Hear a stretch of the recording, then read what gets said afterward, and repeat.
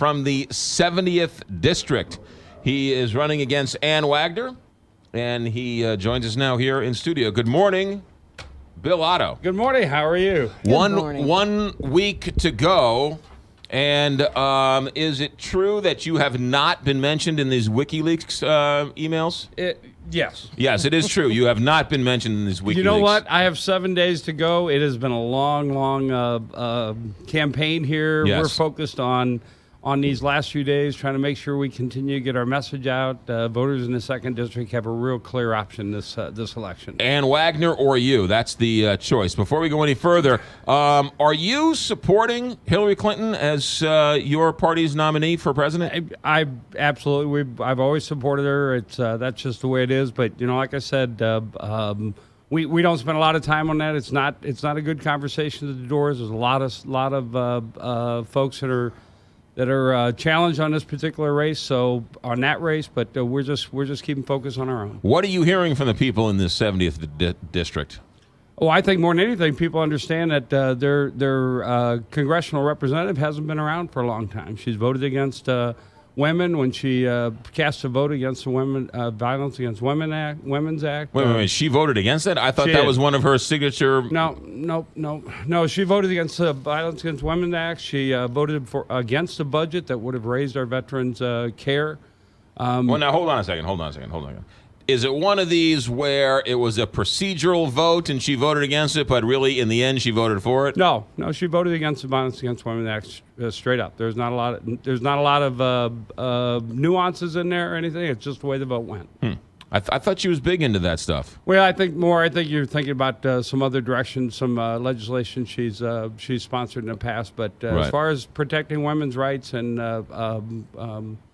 the issues in that bill, she voted against it. Yeah. All right. But when you're knocking on doors, what else are you hearing from voters? Well, a lot of it is ethics. I think that I'm one of the few legislators who's never accepted a lobbyist gift, a meal, a ticket.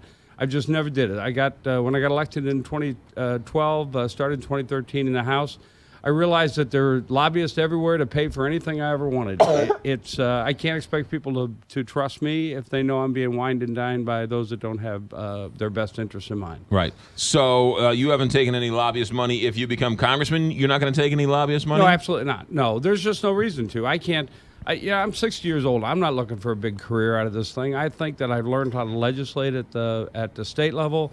I get along with people well. I know how to get things done. My goal is to get elected, represent the folks in this district, and maybe get out of some of the gridlock we've seen so often at the federal level. How are you funding your campaign if you're not taking any lobbyist money? Well, we have mainly with small contributions from donors, both around the state, some around the country, in fact, that understand that we have an excellent opportunity here to put somebody in Washington, D.C. that understands the district and the needs of the American people. Your opponent, Ann Wagner, came out recently and said that she could no longer endorse Donald Trump after some of the tapes and some of the things he has said. What has been the reaction on the campaign after she announced that? Well, it's been quite interesting. Of course, we talked about this last time. How anybody could ever have endorsed Donald Trump and the things he said about women, about minorities, about our veterans, just never made sense to me. We've always pressured her on that. When she withdrew the endorsement, as much as it makes sense to a lot of us, Trump has a lot of supporters in the district, and they've been angry about that.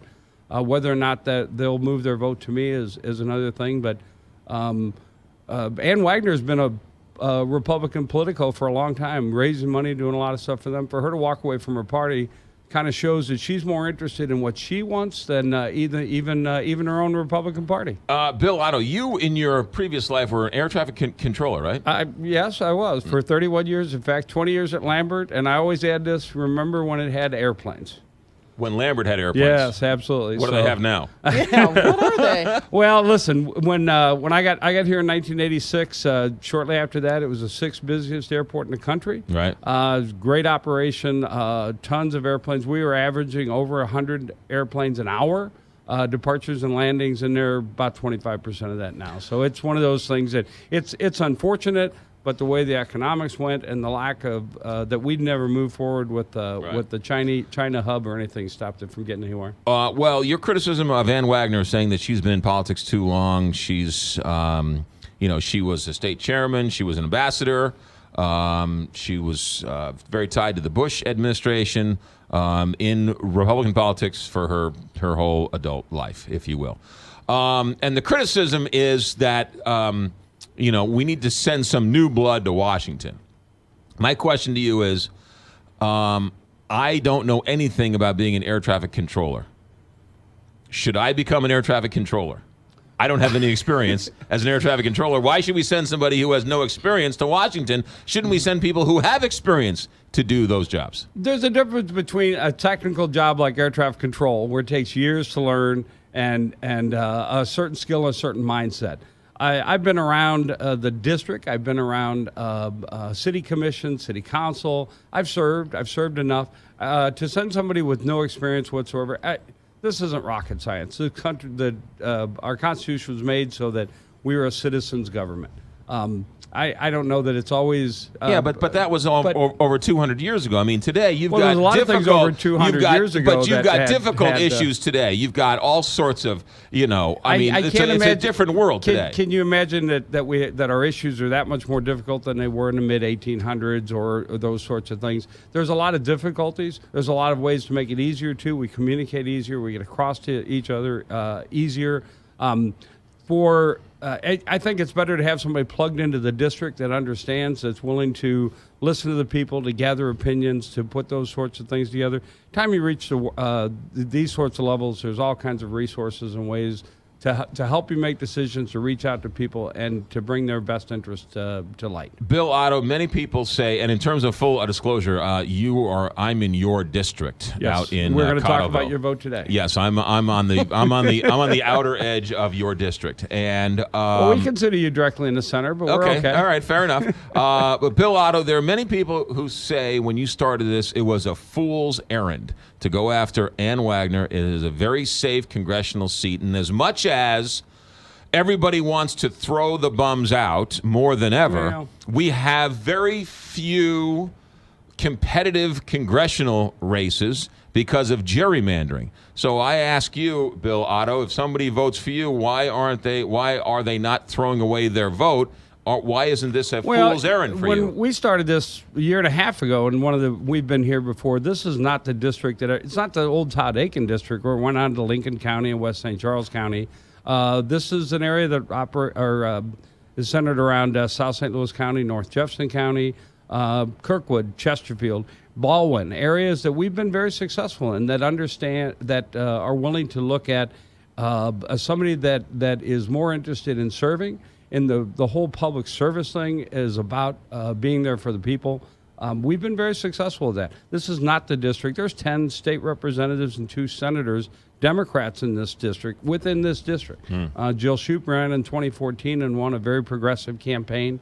I think her campaign set an example for everyone, no matter what side of the aisle, is that show your convictions, put them on display, offer that to the voters, and see if they don't like that, rather than all of the party and all of the self-interest that we get out there so often. Ann Wagner isn't running commercials, from what I haven't seen any commercials, and she's not showing up at forums and things like that, right? You've been critical of her for not showing up. Well, at we had things. a debate just not too long ago, and she didn't show up. League of Women Voters, of course, do this every year. They said it was the best crowd they'd had in a long time. It was very interesting. It was a Green Party guy, the Libertarian, and myself.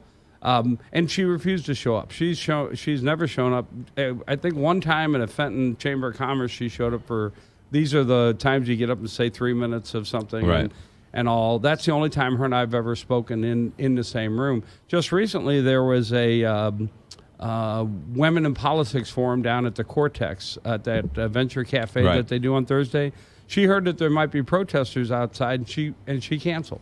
She just doesn't show up in the district. I think that is probably one of the biggest things against her here, is that even her own party, the people that should expect her to show up, say that she just doesn't show up in the district. Bill Otto is in the House of Representatives. Have you been term limited in the House? Is that right? No. I served two terms, and I know I've told you this before, but I file a bill every year that strips the legislature of the House legislature of their benefits. And the reason I say that, if you spend 6 years in the Missouri House, which is a part-time job at $36,000 a year, you get a pension, $1,012 a month for the rest of your life when you turn 60. Those things are ridiculous. I got out of it before I had to struggle with whether I accepted what I consider as a ridiculous pension, or to move on and to be able to maybe serve in another capacity. So you get $12,000 a year when you retire?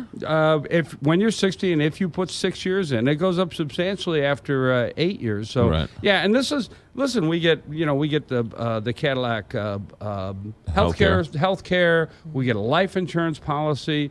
We get a budget. We get per diem. That's another thing about the lobbyists. They pay us $110 a day to be in Jeff City. And there's lobbyists on every corner often to pay for whatever you need. So you filed this bill every year. How far has it gotten?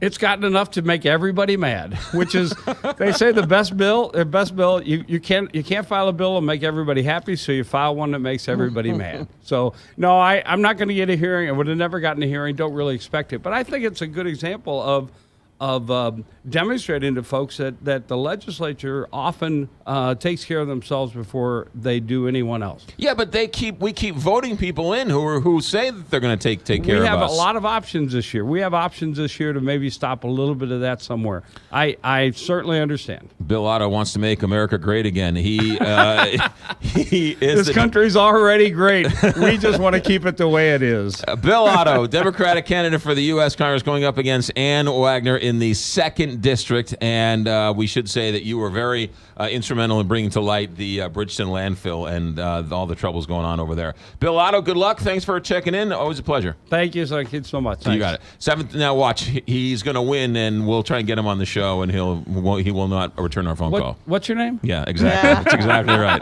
7:31 here, Big 550.